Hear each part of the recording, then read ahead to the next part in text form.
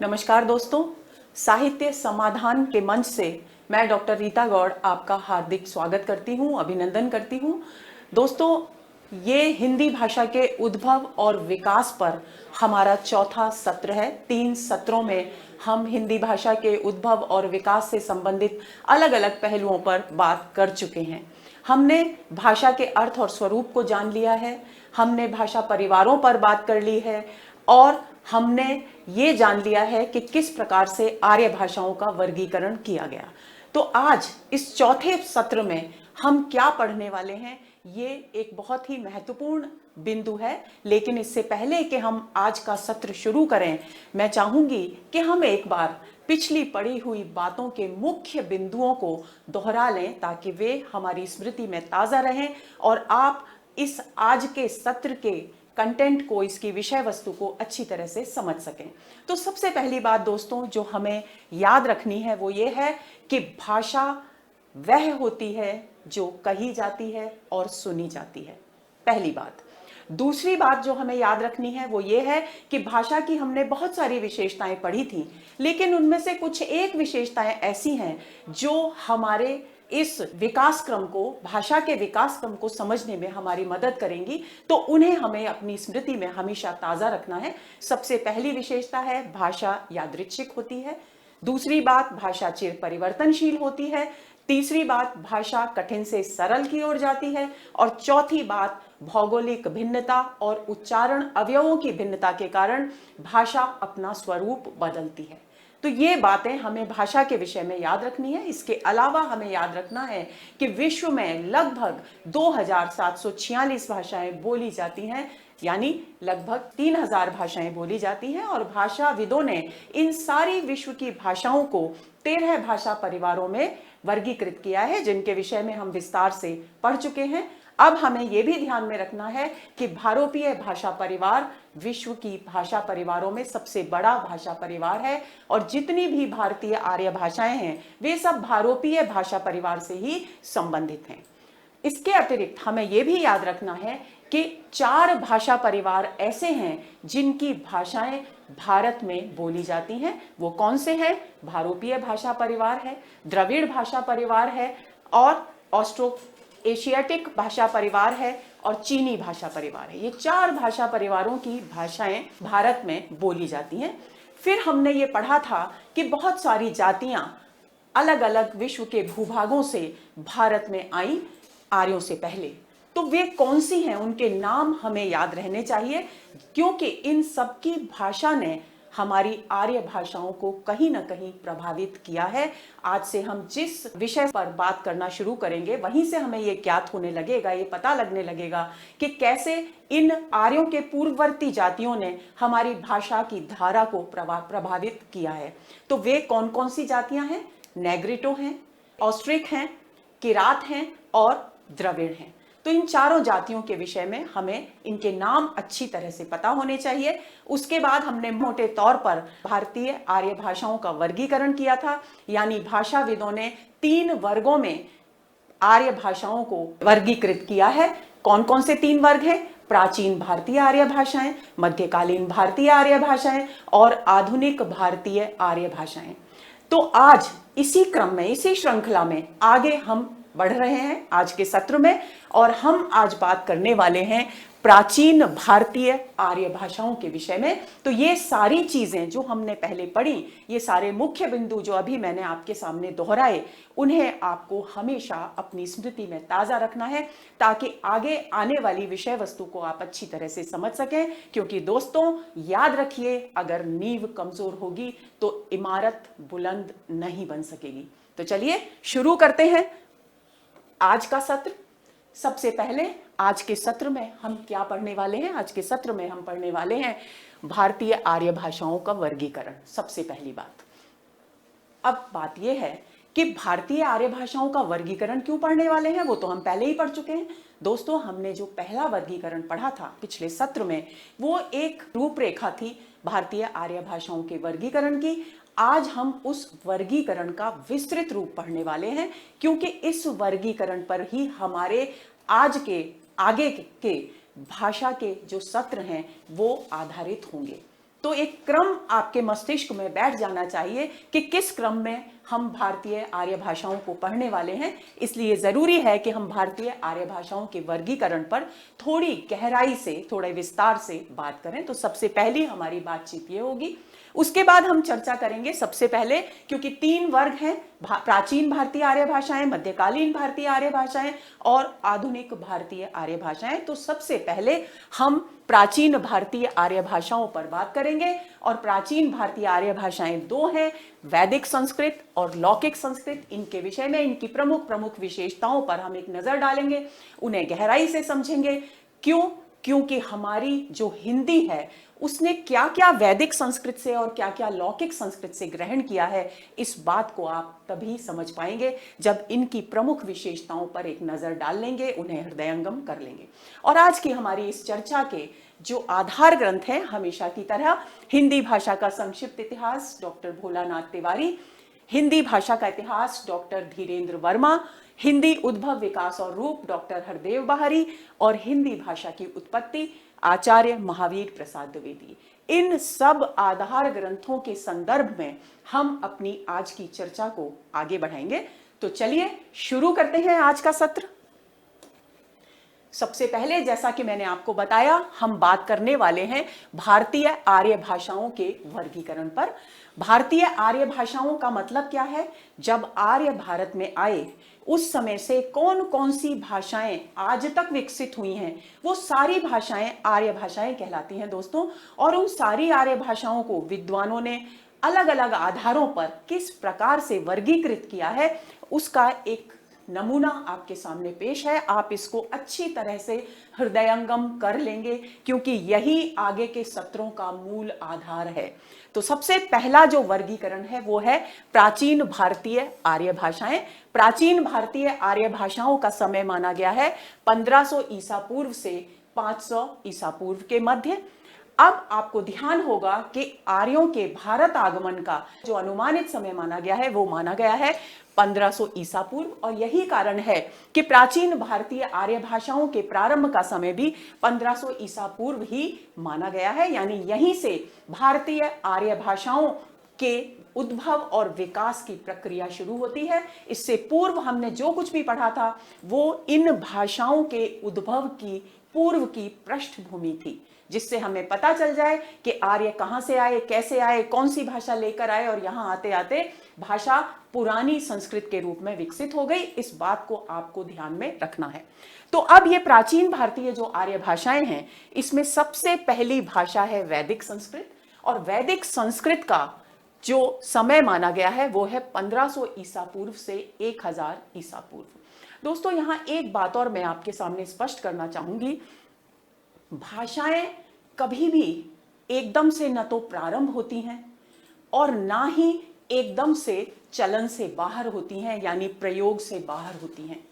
वे क्रमशः चलती रहती हैं, लेकिन ये जो समय निर्धारित किया गया है भाषाविदों के द्वारा, वे समाज में कौन सी भाषा की प्रधानता है उस समय, उसके आधार पर निर्धारित किया गया है। भाषाओं का कोई स्विच नहीं होता जिसको ऑफ करने पर भाषा का प्रयोग बंद हो जाए, जिसको ऑन कर दें तो भाषा का प्रयोग शुरू हो जाए। भाषा एक प्रवाह है और वो निरंतर अपनी गति से आगे बढ़ता है। एक ये बात आपको ध्यान में रखनी है।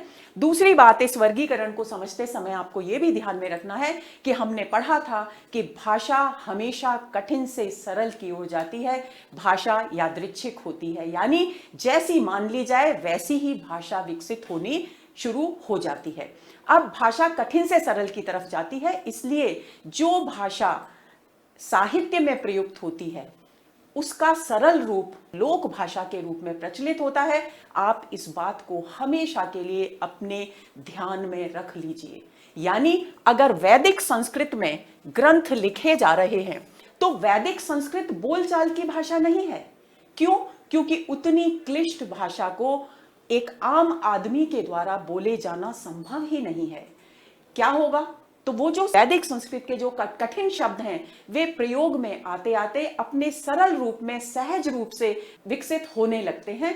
और यही कारण है एक नई वैदिक संस्कृत की अपेक्षा एक सरल भाषा जन्म लेती है जो लोक में प्रचलित होती है।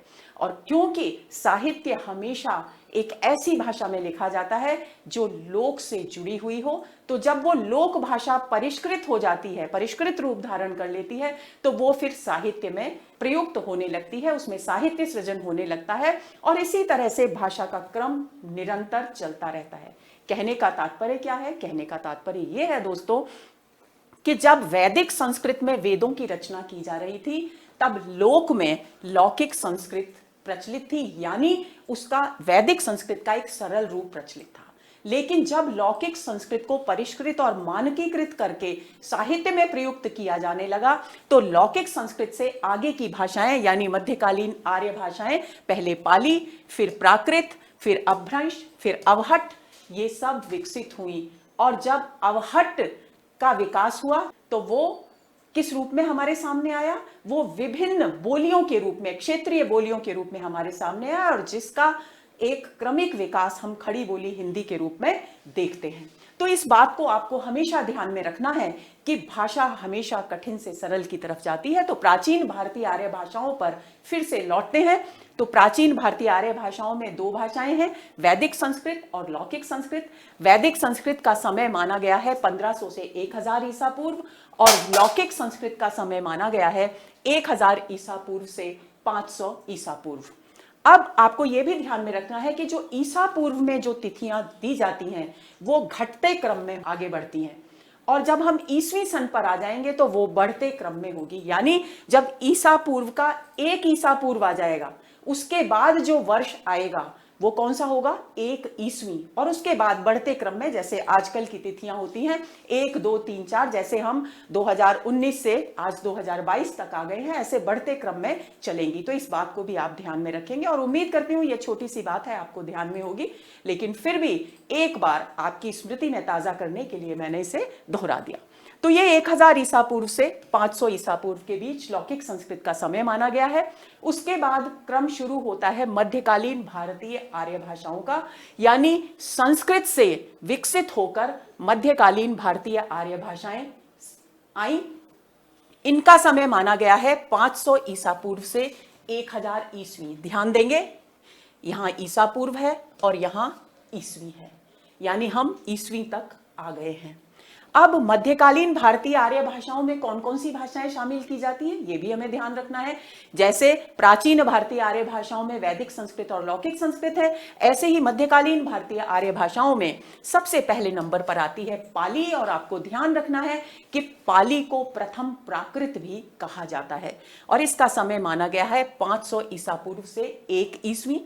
उसके बाद दूसरे नंबर पर आती है प्राकृत, 1 ईस्वी से 500 ईस्वी इसका समय माना गया है। इसे प्रथम प्राकृत कहते हैं, तो इसे द्वितीय प्राकृत कह करके पुकारा जाता है। आप इसको याद रख लेंगे, ये प्रथम प्राकृत है। कौन सी? पाली। और ये जो प्राकृत है इसको द्वितीय प्राकृत भी कहा जाता है। और ये 1 ईस्वी से 500 ईस्वी इसका समय माना गया है। तीसरी भाषा है अपभ्रंश, यानी ये भाषाएं की क्रम में आपको याद रखनी है। पाली से जन्मी प्राकृत, प्राकृत से जन्मी अपभ्रंश, अपभ्रंश से जन्मी अवहट्ट। इस बात को आपको अच्छी तरह से ध्यान में रखना है। अपभ्रंश का समय माना गया है 500 ईस्वी से 1000 ईस्वी, और अवहट्ट 9वीं 10वीं शताब्दी में माना गया है। इस भाषा को अपभ्रंश और आधुनिक भारतीय आर्य भाषाओं के बीच की एक कड़ी के रूप में भी विद्वानों ने स्वीकार किया है। तो चलिए आगे चलते हैं। उम्मीद करती हूं कि यहां तक आपको सब कुछ अच्छी तरह से समझ में आ गया होगा। अब तीसरा जो वर्गीकरण का बिंदु है वो है आधुनिक भारतीय आर्य भाषाएं। आधुनिक भारतीय आर्य भाषाओं का समय माना गया है 1000 ईस्वी से अब तक। यानी मैंने पहले भी जिक्र किया था कि हिंदी के जन्म का वर्ष अगर माना जाए तो वो 1000 ईस्वी है। इस पर प्रतियोगी परीक्षाओं में बहुत प्रश्न पूछे जाते हैं। इस बात को आप ध्यान में रख लीजिए कि हिंदी के जन्म का वर्ष है 1000 ईस्वी। अब आपको क्या ध्यान रखना है आधुनिक भारतीय भाषाओं के विकास क्रम में, क्योंकि हमने पढ़ा प्राकृत से अपभ्रंश, अपभ्रंश से अवहट्ट भाषा जन्मी, विकसित हुई, तो उसी क्रम में आपको यह भी ध्यान रखना है कि प्राकृत भाषा के भौगोलिक भिन्नता के आधार पर अनेक रूप विकसित हुए। कुछ विद्वानों ने उसके 27 रूप बताए हैं, कोई उसके 7-8 रूप बताते हैं, कोई उसके 5 ही रूप बताते हैं। तो उन अलग अलग प्राकृतों के रूपों से अपभ्रंश विकसित हुई, यानी अपभ्रंश के अलग अलग रूप विकसित हुए उस क्षेत्रीय भिन्नता, भौगोलिक भिन्नता के आधार पर। इस बात को आप अच्छी तरह से ध्यान में रख लीजिए। अब अपभ्रंशों से क्रमशः हिंदी की हमारी बोलियां जो आधुनिक भारतीय आर्य भाषाएं कहलाती हैं, वे विकसित हुई। अब कौन सी अपभ्रंश से क्या विकसित हुआ ये हम देख लेते हैं और इसे आप अच्छी तरह से कंठस्थ कर लेंगे। शौरसेनी प्राकृत भी थी, उससे शौरसेनी अपभ्रंश विकसित हुई, क्योंकि प्राकृतों से अपभ्रंशों का विकास हुआ है। तो शौरसेनी अपभ्रंश से एक तो पश्चिमी हिंदी विकसित हुई, राजस्थानी विकसित हुई, पहाड़ी विकसित हुई और गुजराती विकसित हुई।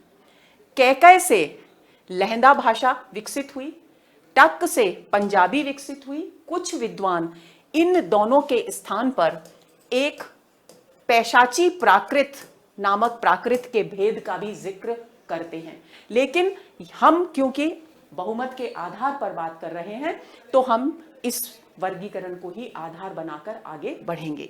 ब्राचर जो है वो उससे सिंधी भाषा, ब्राचर प्राकृत से ब्राचर अपभ्रंश विकसित हुई और उससे सिंधी भाषा का विकास हुआ। इसी तरह से महाराष्ट्री प्राकृत से महाराष्ट्री अपभ्रंश हुई और उससे मराठी भाषा विकसित हुई जो महाराष्ट्र में आज भी बोली जाती है। इसके बाद अगला जो रूप है अपभ्रंश का वो है मागधी अपभ्रंश, उससे बिहारी, बंगाली, उड़िया और असमिया भाषाएं विकसित हुई।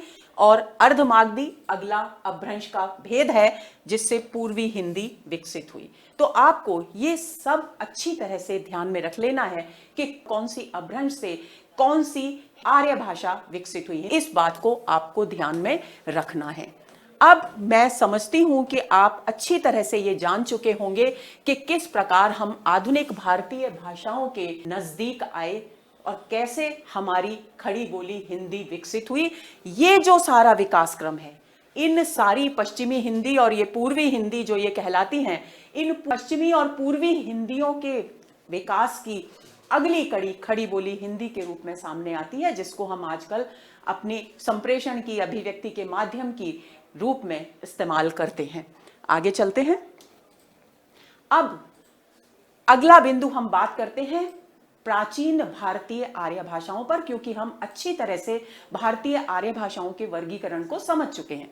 तो अब प्राचीन भारतीय आर्य भाषाओं के विषय में कुछ एक बिंदु हैं जिन्हें हमें जान लेना चाहिए। तो सबसे पहला बिंदु है दोस्तों, प्राचीन भारतीय आर्य भाषाओं से ही आधुनिक भारतीय आर्य भाषाओं यानी हिंदी भाषा का विकास क्रम शुरू होता है। पहली बात तो ये आपको ध्यान में रखनी है। अब कैसे हम प्राचीन भारतीय आर्य भाषा यानी वैदिक संस्कृत से हम हिंदी तक पहुंच गए, क्योंकि भाषा निरंतर गतिशील होती है, भाषा चिर परिवर्तनशील होती है, भाषा यादृच्छिक होती है और भाषा हमेशा कठिन से सरल की ओर जाती है। इन चार बातों को ध्यान में रखते हुए हम इस विकास क्रम को अच्छी तरह से समझ सकते हैं। अगला बिंदु है प्राचीन भारतीय आर्य भाषाएं ही वह बीज है जो कालांतर में मध्यकालीन एवं आधुनिक भारतीय आर्य भाषाओं के रूप में अंकुरित हुआ, विकसित हुआ, पल्लवित हुआ और पुष्पित हुआ। इस बात को ध्यान में रखना है। तीसरी बात, इसी विशाल वृक्ष का अनुपम और सुस्वादु फल है हमारी हिंदी। चलिए आगे चलते हैं। अब प्राचीन भारतीय आर्य भाषाओं में प्रमुखतः हमने जिक्र किया था दो भाषाएं होती हैं। कौन कौन सी? वैदिक संस्कृत और लौकिक संस्कृत। वैदिक संस्कृत 1500 ईसा पूर्व से 1000 ईसा पूर्व और लौकिक संस्कृत 1000 ईसा पूर्व से 500 ईसा पूर्व। ये आपको ध्यान में रखना है। अब चलिए इन पर अलग अलग बात करते हैं, इनकी प्रमुख विशेषताएं देखते हैं क्या क्या है। सबसे पहली बात, वैदिक संस्कृत कहां प्रयोग में लाई गई? वैदिक संहिताओं यानी वेदों को लिखने में, ब्राह्मण ग्रंथों को लिखने में, आरण्यकों को लिखने में और प्राचीन उपनिषदों को लिखने में इस वैदिक संस्कृत का प्रयोग हुआ, यानी हमारे वेद, हमारे ब्राह्मण ग्रंथ, हमारे आरण्य ग्रंथ और हमारे सबसे पुराने उपनिषद जो लिखे गए वे सभी वैदिक संस्कृत में लिखे गए हैं। इस बात को आपको ध्यान में रखना है। दूसरी बात आपको जो ध्यान रखनी है, वैदिक संस्कृत में कुल जो मूल स्वर माने गए वो 9 थे। कौन कौन से? अ, आ, ई, उ, री, ये बड़ा री है, और री। कुल 9 स्वर, 9 स्वर वैदिक संस्कृत में माने गए। अब आप देखेंगे कि ए, ऐ, ओ, औ जिसको हम आजकल अपने स्वरों में मानते हैं वो यहां नहीं है। क्यों? क्योंकि वैदिक संस्कृत में इन्हें संयुक्त स्वर के रूप में स्वीकार किया और इनकी संख्या थी 4। और ये कौन कौन से हैं? ए, ऐ, ओ, औ। इनको समझना थोड़ा सा अच्छा है आपके लिए, क्योंकि आगे जब आप संधियों का अध्ययन करेंगे तो ये आपके बहुत काम आने वाला है। क्योंकि ज्यादातर हिंदी भाषा में जो शब्द प्रयोग में लाए जाते हैं वे बच्चों संस्कृत के शब्द होते हैं, और संस्कृत में वैदिक संस्कृत और लौकिक संस्कृत दोनों से जुड़े हुए शब्द होते हैं। तो हम इन संयुक्त स्वरों को एक बार अच्छी तरह से समझ लेते हैं। तो देखिए, सबसे पहले आपको समझना है अ प्लस ई इज इक्वल टू ए बना। ये आपको ध्यान में रखना है, क्योंकि ये 2 स्वरों से मिलकर बना है, अ से और ई से, इसलिए ये क्या कहलाया? संयुक्त स्वर। और अ प्लस उ से क्या बना? ओ बना। अब एक बात और आपको ध्यान में रखनी है कि ये जो दोनों स्वर हैं ये क्या कहलाते हैं? गुण स्वर। क्यों कहलाते हैं गुण स्वर? क्योंकि जो गुण संधि आप पढ़ते हैं उसका आधार है ये। ठीक है। अब प्रश्न ये उठता है कि ये जो बाकी के 2 स्वर रह गए, ये और ये कैसे बने? तो इसको भी हम समझ लेते हैं अच्छी तरह से।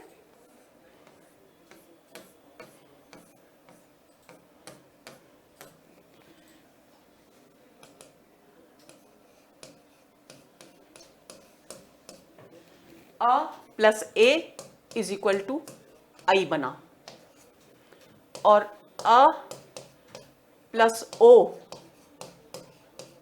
इज इक्वल टू औ बना। इस बात को आपको ध्यान में रखना है, इसलिए ये चारों स्वर क्या कहलाए? संयुक्त स्वर कहलाए। और ये जो स्वर हैं कौन कौन से? ऐ और औ, ये स्वर कहलाते हैं वृद्धि स्वर। क्यों? क्योंकि ये वृद्धि संधि के आधार हैं। ये बात आपको ध्यान में रखनी है। आप देखिए किस तरीके से संस्कृत से प्रभावित है हमारी खड़ी बोली हिंदी और उसका व्याकरण। तो सबसे पहली बात जो आपको ध्यान में रखनी है कि वैदिक संस्कृत में मूल स्वर 9 माने गए और 4 संयुक्त स्वर थे। कौन कौन से थे? ए, ऐ, ओ और औ। कुल व्यंजन 30 थे। कुल व्यंजन की संख्या कितनी थी? 30 थी, और विसर्ग भी उसमें शामिल था। कौन कौन से 30 व्यंजन थे? क, च, ट, त, प वर्ग, यानी क वर्ग, च वर्ग, ट वर्ग, त वर्ग और प वर्ग। ये तो 5 वर्ग हैं जो आज भी हमारे खड़ी बोली हिंदी में भी है।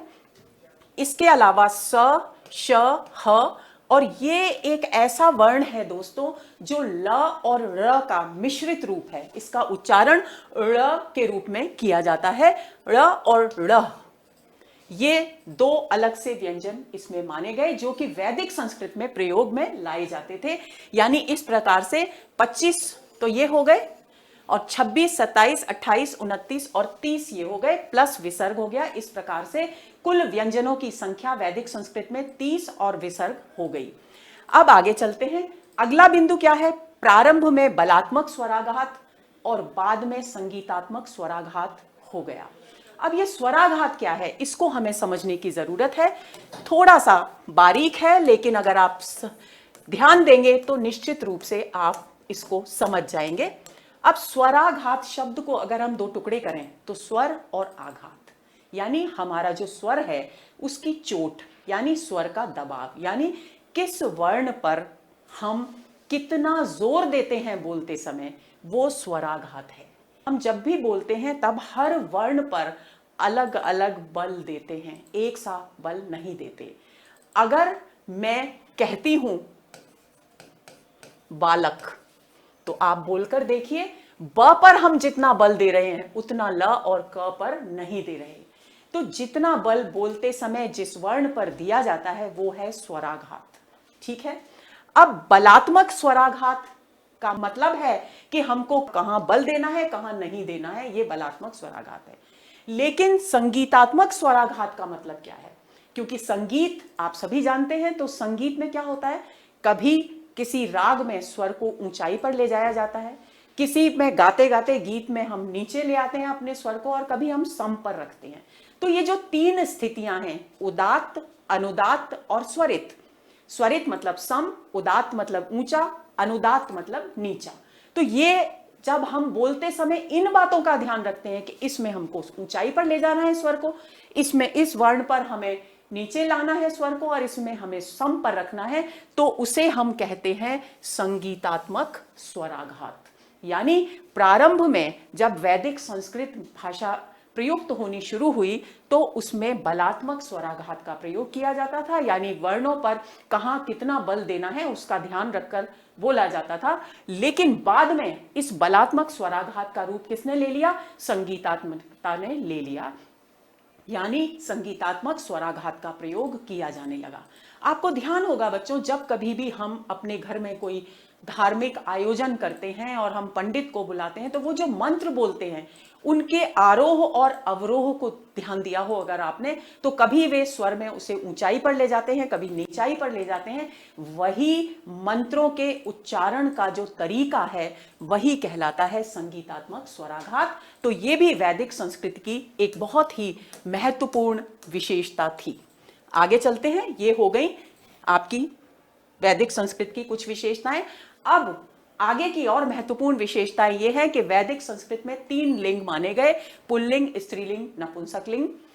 3 वचन माने गए, एक वचन, द्विवचन, बहुवचन, जो बाद में संस्कृत में भी चलते रहे, और 8 कारक माने गए। कारकों का क्रम यहां भिन्न है। जो हिंदी में हम कारक इस्तेमाल करते हैं उन कारकों से वैदिक संस्कृत के कारकों का जो क्रम है वो पूर्णतः भिन्न है। आप ध्यान देंगे, पहला कारक है कर्ता, दूसरा है संबोधन, क्योंकि संबोधन का प्रयोग किस लिए किया जाता है? किसी भी कर्ता को बुलाने के लिए, तो संबोधन।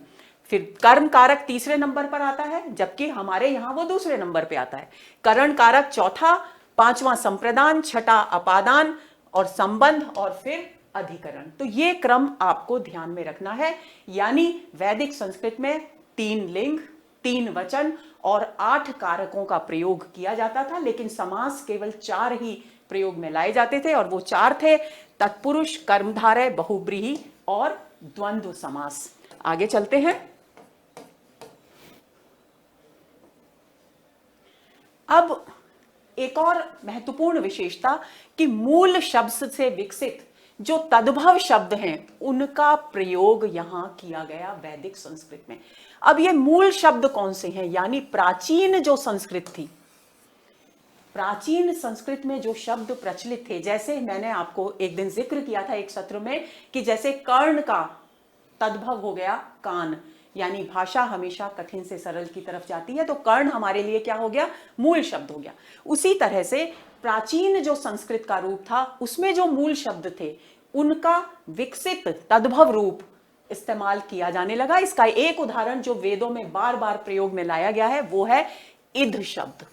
इध शब्द मूल शब्द था, लेकिन ध के स्थान पर ह का प्रयोग किया जाने लगा, और इध शब्द क्या बन गया? इह।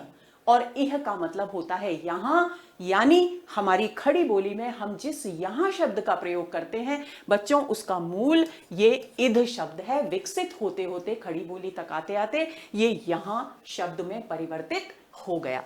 इसी तरह से ऐसा नहीं था कि जिस तरह से खड़ी बोली में बहुत सारी भाषाओं के शब्द आजकल शामिल हो गए हैं, अंग्रेजी के कुछ शब्दों का प्रयोग भी किया जाता है, पुर्तगाली शब्द भी हैं, और अरबी फारसी के शब्द भी हैं, उर्दू के शब्द भी हैं। उसी तरह से वैदिक संस्कृत में भी आर्य भाषाओं से इतर, आर्येतर शब्द प्रयोग में लाए जाने लगे। आर्येतर शब्द कौन से हैं? आर्य भाषाओं से इतर जो शब्द थे, यानी जो आर्य भाषाएं हमारी हैं उनसे भिन्न जो भाषाएं प्रचलित थी भारत में, उन सभी के शब्दों का यहां पर भी प्रयोग होने लगा। यानी स्पष्ट रूप से आर्यों से पहले जो जातियां भारत आई थी, 4 जिनकी चर्चा हमने शुरुआत में की थी, उन चारों की भाषाओं ने भी आर्य भाषाओं को प्रभावित किया। उदाहरण के लिए देखिए, कपि, हम सोचते हैं संस्कृत का शब्द है, काल, नाना, पुष्कर, ये सब द्रविड़ भाषा से ग्रहित शब्द हैं। जिन्हें हम संस्कृत का शब्द समझते हैं वे वास्तव में मूलतः कहां से आए, कौन सी भाषा से आए? द्रविड़ भाषा से ग्रहित शब्द हैं। तो ये द्रविड़ भाषा आर्येतर भाषा में शामिल हो गई। आगे चलते हैं। इसी तरीके से कंबल हम आए दिन इस्तेमाल करते हैं, सर्दियां आते ही हमें कंबल याद आ जाता है। तो कंबल, बाण, अंग, ये सारे जो शब्द हैं वो कौन सी भाषा से? ऑस्ट्रिक भाषा से। ऑस्ट्रिक जो लोग आए थे हमारे देश में आर्यों से पहले, उनकी भाषा से ये शब्द हमारी भाषा में आए, यानी संस्कृत में, वैदिक संस्कृत में आए। ब्राह्मण ग्रंथों से ज्ञात होता है कि वैदिक संस्कृत की 3 बोलियां विकसित हुई। 3 बोलियां यानी क्षेत्रों के भौगोलिक भिन्नता के आधार पर अलग अलग क्षेत्रों में अलग अलग रूप में वैदिक संस्कृत बोली जाने लगी। क्योंकि भाषा, मैंने आपको बताया था शुरुआत में, आपको याद रखना है कि उच्चारणगत भिन्नता और भौगोलिक भिन्नता के कारण भी अपना रूप परिवर्तित करती है। तो इसी उच्चारणगत भिन्नता और भौगोलिक भिन्नता के कारण 3 बोलियां वैदिक संस्कृत की विकसित हुई। कौन कौन सी थी? उत्तरी, मध्यवर्ती और पूर्वी। यानी जो मध्य देश में बोली जाती थी, ये मध्य देश से यहाँ अभिप्राय है बच्चों, पंजाब से लेकर के इलाहाबाद, प्रयाग तक का क्षेत्र उस समय मध्य देश कहलाता था। और उत्तरी यानी भारत के उत्तर में, जिसको पश्चिमोत्तर प्रांत भी कह सकते हैं हम, वहां का जो क्षेत्र था वो, कि कुछ विद्वानों ने इस उत्तरी के लिए पश्चिमोत्तर शब्द भी इस्तेमाल किया है। यहां तक कि भोलानाथ तिवारी ने अपनी पुस्तक में एक स्थान पर उत्तरी लिखा है तो दूसरे स्थान पर पश्चिमोत्तरी लिखा है। तो आप इसको एक ही समझ लीजिए, यानी पश्चिमी या उत्तरी। तो पश्चिमी या उत्तरी यानी उत्तरी, मध्यवर्ती और पूर्वी देश में, पूर्वी क्षेत्र में, पूर्वी भूभाग में बोली जाने वाली बोलियां। तो इस तरह से वैदिक संस्कृत 3 रूपों में हमारे सामने आती है। वैदिक संस्कृत की 3 बोलियां हुई, उत्तरी, मध्यवर्ती और पूर्वी। अब अगली जो विशेषता है वो है वर्णिक छंदों का प्रयोग यहां किया गया। अब ये वर्णिक छंद क्या है? वर्णिक छंद, छंद 2 प्रकार के होते हैं, मात्रिक छंद और वर्णिक छंद। आजकल आधुनिक काव्य में मुक्त छंद का भी प्रयोग हो रहा है, लेकिन उस बात को हम अभी एक तरफ रखेंगे। मूलतः वर्णिक छंद और मात्रिक छंद होते हैं। जो छंद वर्णों की गणना के, यानी गणों की गणना के आधार पर, गिनती के आधार पर रचे जाते हैं, वे वर्णिक छंद होते हैं। जो मात्राओं की, यानी लघु और गुरु की गणना के आधार पर गिने जाते हैं, लिखे जाते हैं, रचे जाते हैं, वो मात्रिक छंद होते हैं। तो वैदिक संस्कृत में केवल और केवल वर्णिक छंदों का ही प्रयोग किया गया। आगे चलते हैं। अब बात आती है लौकिक संस्कृत की। आपको ध्यान में रखना है, एक बार फिर मैं याद दिला रही हूं कि भाषा हमेशा कठिन से सरल की तरफ जाती है। तो देखिए, वैदिक संस्कृत से लौकिक संस्कृत तक आते आते भाषा में क्या कुछ बदलाव आया, उसके स्वरूप में क्या कुछ परिवर्तन आया, ये देखना है हमें। तो लौकिक संस्कृत का समय माना गया है 1000 ईसा पूर्व से 500 ईसा पूर्व तक। सबसे पहले तो आप ये समझ लीजिए कि संस्कृत जो शब्द है, इसको सिंगल इन्वर्टेड कॉमा में कर लेंगे बेटा। संस्कृत शब्द का अर्थ है संस्कार की गई शिष्ट और परिष्कृत भाषा। यानी जो भाषा, कहने का मतलब क्या है कि वैदिक काल में, वैदिक संस्कृत के समय जो भाषा लोक जीवन में बोली जा रही थी, लोक भाषा के रूप में प्रयुक्त हो रही थी, उसे परिष्कृत करके साहित्य में उपयोग करने योग्य बनाया गया और उसी का नाम है संस्कृत। संस्कृत शब्द का सबसे पहला प्रयोग कहां मिलता है? वाल्मीकि रामायण में मिलता है। ये आपको ध्यान में रखना है। वाल्मीकि रामायण आदि काव्य है और लौकिक संस्कृत का पहला काव्य है, आदि काव्य, इसीलिए इसको आदि काव्य कहा जाता है। भोलानाथ तिवारी के अनुसार लौकिक संस्कृत का मूल आधार वैदिक संस्कृत की उत्तरी बोली है। अभी हमने पढ़ा था कि वैदिक संस्कृत की 3 बोलियां विकसित हुई, उत्तरी, मध्यवर्ती और पूर्वी। उसमें से उत्तरी बोली से लौकिक संस्कृत विकसित हुई, ऐसा मानना है, ऐसा विचार है भोलानाथ तिवारी का। क्योंकि उत्तरी बोली सारी बोलियों की अपेक्षा अधिक परिष्कृत और मानकीकृत थी। यही कारण है कि यहां से लौकिक संस्कृत का जन्म हुआ। और आपको ये और ध्यान में रखना है कि उत्तर भारत में ही खड़ी बोली हिंदी और अन्य हिंदी की जो बोलियां हैं, जो उसका पूर्ववर्ती रूप है, वो भी विकसित हुआ। मेरठ के आसपास का क्षेत्र हिंदी के जन्म का क्षेत्र माना जाता है, तो वो भी उत्तर भारत में ही है। यानी उत्तर भारत अपने मानकीकृत भाषा के विकास के लिए महत्वपूर्ण है। इस बात को आप ध्यान में रखेंगे। यद्यपि भोलानाथ तिवारी ये भी कहते हैं कि भले ही लौकिक संस्कृत का विकास उत्तरी बोली से हुआ, लेकिन कुछ कुछ प्रभाव मध्यवर्ती और पूर्वी बोलियों का भी दिखाई देता है। अगला बिंदु देखिए, वैदिक संस्कृत से जिस बोलचाल की भाषा का विकास हुआ वह साहित्यिक रूप में विकसित होकर लौकिक संस्कृत कहलाई। ये चर्चा मैंने अभी आपसे की। लौकिक संस्कृत एक मानकीकृत भाषा है। आपको एक और महत्वपूर्ण तथ्य ध्यान में रखना है कि लौकिक संस्कृत का समय क्योंकि कहां समाप्त हो रहा है, 500 ईसा पूर्व में। तो ये 500 ईसा पूर्व वो समय है जब पाणिनि जो संस्कृत के वैयाकरण माने गए हैं, पाणिनि ने अपनी अष्टाध्यायी लिखी। अष्टाध्यायी उनका व्याकरण ग्रंथ है, उसकी रचना की, और इस अष्टाध्यायी के द्वारा उन्होंने लौकिक संस्कृत को अलग अलग नियमों में बांध दिया, व्याकरण के नियमों में बांध दिया, और वो नियम इतने कठोर थे कि लौकिक संस्कृत का विकास ही अवरुद्ध हो गया। जिस गति से वो पहले निरंतर विकसित हो रही थी, वो गति उसकी रुक गई, उसमें थोड़ी रुकावट आ गई। परंतु ऐसा नहीं है कि 500 ईसा पूर्व के बाद लौकिक संस्कृत में ग्रंथ नहीं लिखे गए। कालिदास के ग्रंथ, भास के ग्रंथ, हर्ष के ग्रंथ, ये सारे जो ग्रंथ हैं वो किसके द्वारा लिखे, किस भाषा में लिखे गए, लौकिक संस्कृत में लिखे गए। लेकिन जितना व्यापक प्रयोग लौकिक संस्कृत का इस समय में हो रहा था 500 ईसा पूर्व के बाद, उतना नहीं हुआ। इस बात को आप ध्यान रख लीजिए। ऐसा क्यों हुआ पाणिनि के व्याकरण ग्रंथ लिखने के बाद? क्योंकि भाषा यादृच्छिक होती है, वो किसी प्रकार के नियम, किसी के तर्क के आधार पर नहीं चलती। यही कारण है कि लौकिक संस्कृत का विकास का मार्ग अवरुद्ध हो गया। इस बात को आपको ध्यान में रखना है। आगे चलते हैं। वैदिक संस्कृत के री और री स्वर, 9 स्वर माने गए थे वैदिक संस्कृत में, आपको ध्यान है। तो री और री, ये स्वर, ये बड़ा री है, इसको ऐसे कर लेंगे। तो ये जो स्वर थे, ये लौकिक संस्कृत में इनका स्वरूप बदल गया। वहां तो ये री और री के रूप में ही प्रयोग में आते थे, लेकिन लौकिक संस्कृत में इनका उच्चारण, इसका उच्चारण तो हो गया ली, इसका उच्चारण हो गया री, और उसका उच्चारण हो गया री, यानी सरल हो गया। इनका उच्चारण करना एक आम आदमी के लिए बहुत मुश्किल था।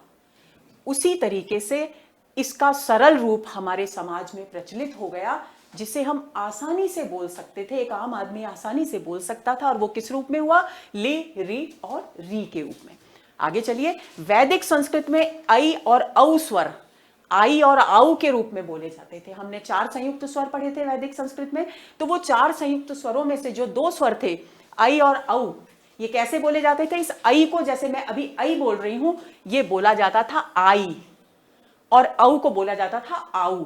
लेकिन लौकिक संस्कृत में ये बदलाव आया। क्या बदलाव आया?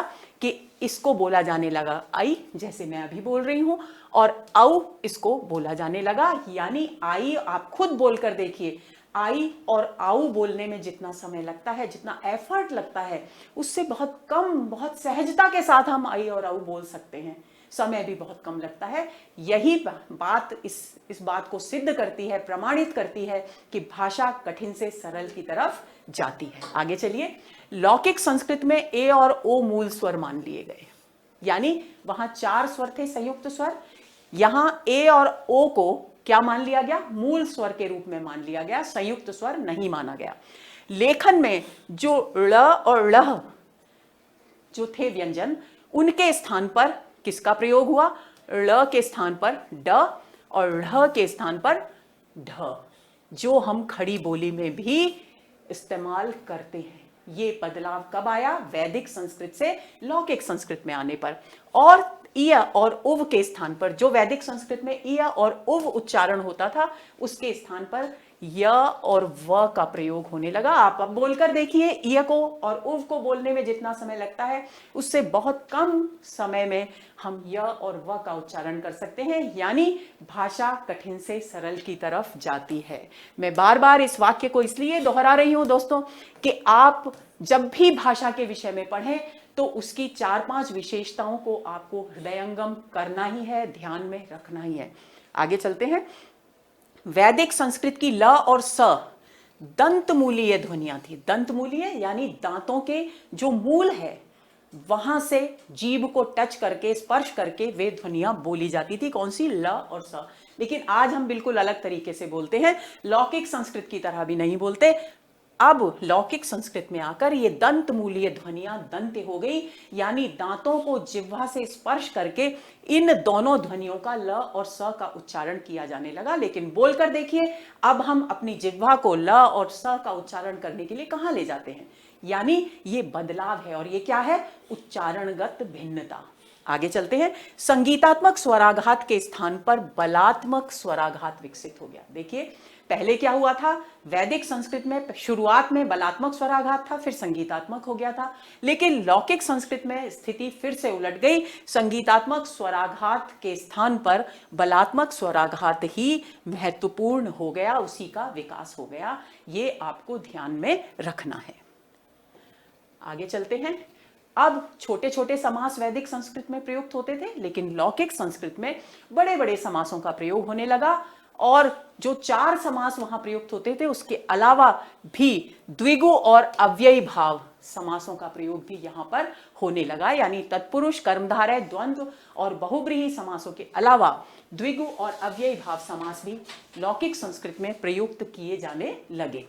लौकिक संस्कृत में आर्येतर भाषाओं के शब्द बढ़े। वैदिक संस्कृत में आर्येतर भाषाओं के शब्द बहुत कम थे। हमने उदाहरण के तौर पर द्रविड़ और ऑस्ट्रिक भाषाओं के शब्दों का प्रयोग देखा। लेकिन लौकिक संस्कृत तक आते आते आर्येतर भाषाओं के शब्दों की संख्या बहुत बढ़ गई। बहुत सारे आर्येतर भाषाओं के शब्द हमारी भाषा में यानी लौकिक संस्कृत में शामिल हो गए। डॉक्टर भोलानाथ तिवारी ने इन शब्दों की संख्या लगभग 2000 मानी है। यानी 2000 शब्द लगभग ऐसे थे जो आर्येतर भाषाओं के थे और लौकिक संस्कृत में जिनका बराबर प्रयोग किया जाता था। और इनमें कौन कौन से आर्येतर शब्द थे? ईरानी थे, चीनी थे, तुर्की थे। ये 3 भाषा परिवारों के जो शब्द थे वो इसमें शामिल हो गए। डॉक्टर भोलानाथ तिवारी लौकिक संस्कृत में पश्चिमोत्तरी, पश्चिमी या उत्तरी, ये जिक्र मैंने आपसे पहले भी किया था, पूर्वी और मध्यवर्ती बोलियों के साथ साथ दक्षिणी बोली के विकास की संभावना भी व्यक्त करते हैं। यानी वैदिक संस्कृत में उत्तरी, मध्यवर्ती और पूर्वी बोलियां थी। लौकिक संस्कृत में क्या एक और शामिल हो गई? दक्षिणी बोली। और ये विचार किसका है? डॉक्टर भोलानाथ तिवारी का। उन्होंने स्पष्ट रूप से इस बात को स्वीकार नहीं किया, एक संभावना व्यक्त की है कि संभवतः लौकिक संस्कृत की एक दक्षिणी बोली भी विकसित हुई थी। तो ये बात भी आपको ध्यान में रखनी है। आगे चलते हैं, थोड़ा सा दोहरा लेते हैं। भारतीय आर्य भाषाओं को कितने वर्गों में विभक्त किया गया है? आपको उत्तर देना है। मुझे पता है आपको सब उत्तर सही सही मालूम है, 2, 3, 4 या 5। तो आपको ध्यान होगा कि भारतीय आर्य भाषाओं को 3 वर्गों में विभाजित किया गया। कौन सी? प्राचीन भारतीय आर्य भाषाएं, मध्यकालीन भारतीय आर्य भाषाएं और आधुनिक भारतीय आर्य भाषाएं। तो ये बी ऑप्शन यहां सही उत्तर है। आगे चलते हैं, अगला प्रश्न देखते हैं। प्राचीन भारतीय आर्य भाषा समूह में शामिल भाषा है, यानी इन ऑप्शंस में से हमें वो भाषा चुननी है जो प्राचीन भारतीय आर्य भाषाओं के समूह में शामिल की जाती है।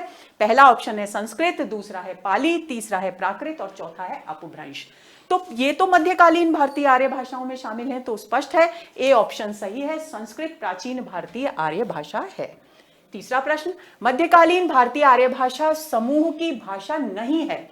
पाली, प्राकृत, अपभ्रंश मैंने अभी चर्चा की, मध्यकालीन भारतीय आर्य भाषाओं में शामिल की जाती हैं। तो हिंदी क्योंकि आधुनिक भारतीय आर्य भाषा है, तो डी ऑप्शन इसका सही उत्तर है, वो मध्यकालीन भारतीय आर्य भाषाओं के समूह में शामिल नहीं है। अगला प्रश्न, प्राचीन भारतीय आर्य भाषाओं के विकास का समय माना गया है, यानी किस समय में प्राचीन भारतीय आर्य भाषाएं विकसित हुई? तो 1500 से 1000 ईसा पूर्व, 1500 से 500 ईसा पूर्व, 1500 से 800 ईसा पूर्व या फिर 1800 से 800 ईसा पूर्व। तो आपको ध्यान होगा कि 1500 से 500 ईसा पूर्व का समय प्राचीन भारतीय आर्य भाषाओं का माना गया है, यानी बी ऑप्शन इसका सही उत्तर है, क्योंकि 1500 से 1000 तक रहती है कौन सी भाषा? वैदिक संस्कृत, और 1000 से 500 तक रहती है लौकिक संस्कृत। तो बी उत्तर इसका सही है। आगे चले, पाली किस वर्ग की भाषा है? बहुत सरल, प्राचीन भारतीय आर्य भाषा वर्ग, मध्यकालीन भारतीय आर्य भाषा वर्ग, दोनों या कोई भी नहीं। तो स्पष्ट है बी ऑप्शन सही है। मध्यकालीन भारतीय आर्य भाषा वर्ग की भाषा है। वैदिक संस्कृत के विकास का समय क्या माना गया है? 1000 से 500 ईसा पूर्व, 1500 ईसा पूर्व से 1000 ईसा पूर्व, 1500 ईसा पूर्व से 500 ईसा पूर्व, या 1000 ईसा पूर्व से 800 ईसा पूर्व। तो आपको ध्यान होगा, अभी मैंने चर्चा भी की कि 1500 ईसा पूर्व से 1000 ईसा पूर्व वैदिक संस्कृत के विकास का समय माना गया है, यानी बी ऑप्शन यहां भी सही है। आगे चलते हैं। वैदिक संस्कृत में मूल स्वर कितने माने गए थे? ये प्रश्न इसी तरीके से बनाए गए हैं, जो मुख्य बिंदु हैं वो आपको कंठस्थ हो जाएं। तो ऑप्शंस है 7, 9, 8 या 10। तो आपको ध्यान होगा कि वैदिक संस्कृत में स्वरों की संख्या 9 मानी गई थी। आगे चलते हैं। वैदिक संस्कृत में स्वीकृत संयुक्त स्वर हैं। इनमें से ऑप्शन देखना है कि कौन से स्वर, संयुक्त स्वर वैदिक संस्कृत में शामिल किए जाते थे। ओ और औ, ए, ऐ और ओ, ए, ऐ, ओ, औ, या फिर ए, ऐ, ओ, औ और क्ष। तो स्पष्ट है कि ए, ऐ, ओ, औ ये स्वर वैदिक संस्कृत में संयुक्त स्वर के रूप में माने जाते थे। 4 इनकी संख्या थी। तो सी ऑप्शन यहां बिल्कुल सही उत्तर है। अगला प्रश्न देखिए। वैदिक संस्कृत की विशेषता नहीं है, यानी यहां विशेषताएं दी गई हैं, आप पढ़ चुके हैं सारी विशेषताएं। आपको इसमें से वो विशेषता तलाश करनी है जो वैदिक संस्कृत की है ही नहीं। स्वराघात का बहुत महत्व था। तत्पुरुष, कर्मधारय, द्वंद्व और बहुब्रीहि समासों का प्रयोग होता था। 2 लिंग, पुल्लिंग और स्त्रीलिंग ही मान्य थे। महाप्राण व्यंजन के स्थान पर ह का प्रयोग किया जाता था, यानी सी ऑप्शन इसका सही उत्तर है, क्योंकि ये वहां पर लिंग 3 ही माने जाते थे। बच्चों आपको याद होगा, पुल्लिंग और स्त्रीलिंग नहीं माने जाते थे, बल्कि पुल्लिंग, स्त्रीलिंग और नपुंसक लिंग 3 लिंग स्वीकार किए गए थे। आगे चलते हैं। भाषा के अर्थ में संस्कृत शब्द का पहला प्रयोग किस ग्रंथ में मिलता है? ऋग्वेद में, वाल्मीकि रामायण में, कठोपनिषद में या श्रीमद् भगवत महापुराण में? तो वाल्मीकि रामायण में सबसे पहला प्रयोग संस्कृत शब्द का मिलता है भाषा के अर्थ में। ये बात आपको ध्यान में रखनी है, यानी बी ऑप्शन यहां सही उत्तर है। लौकिक संस्कृत का समय क्या माना गया है? 1200 ईसा पूर्व से 800 ईसा पूर्व, 1500 ईसा पूर्व से 1000 ईसा पूर्व, 1100 ईसा पूर्व से 900 ईसा पूर्व, या फिर 1000 ईसा पूर्व से 500 ईसा पूर्व। तो बहुत बार चर्चा कर चुके हम, डी ऑप्शन यहां सही है, क्योंकि 1000 ईसा पूर्व से 500 ईसा पूर्व के बीच का समय लौकिक संस्कृत का माना गया है। अगला, लौकिक संस्कृत की विशेषता नहीं है, यानी इनमें से हमें वो विशेषता ढूंढनी है जो लौकिक संस्कृत की है ही नहीं। री और री के स्थान पर ली, री और री का प्रयोग, ए और ओ मूल स्वर के रूप में अस्वीकृत, ए और औ, ऐ और औ के रूप में उच्चरित, संगीतात्मक स्वराघात के स्थान पर बलात्मक स्वराघात का विकास। तो देखिए ये बिल्कुल सही है, लौकिक संस्कृत की विशेषता थी, लेकिन ए और ओ मूल स्वर के रूप में अस्वीकृत नहीं थे बल्कि स्वीकृत थे। तो ये इसका सही उत्तर है। ए और औ का उच्चारण ऐ और औ की तरह होता था, जबकि वैदिक काल में आई और औ की तरह होता था। तो ये भी सही है। संगीतात्मक स्वराघात के स्थान पर बलात्मक स्वराघात था, ये बात भी बिल्कुल सही है। तो इस प्रश्न का सही उत्तर है बी। तो दोस्तों ये हुआ आज का सत्र, जिसमें हमने प्राचीन भारतीय आर्य भाषाओं यानी वैदिक संस्कृत और लौकिक संस्कृत पर अच्छी चर्चा की। उम्मीद करती हूं कि आपके सारी मुश्किलें दूर हो गई होंगी, क्योंकि चैनल का नाम ही है साहित्य समाधान। तो आपको अपनी समस्याओं के समाधान जो साहित्य से जुड़ी हैं निश्चित रूप से मिल गए होंगे। और अगर ऐसा है कि ये जानकारी आपके लिए उपयोगी है तो चैनल को सब्सक्राइब कीजिए, शेयर कीजिए, लाइक कीजिए और बेल आइकन दबाइए ताकि नोटिफिकेशन समय समय पर आपको मिल सकें। अगले सत्र के इंतजार में रहिए। धन्यवाद।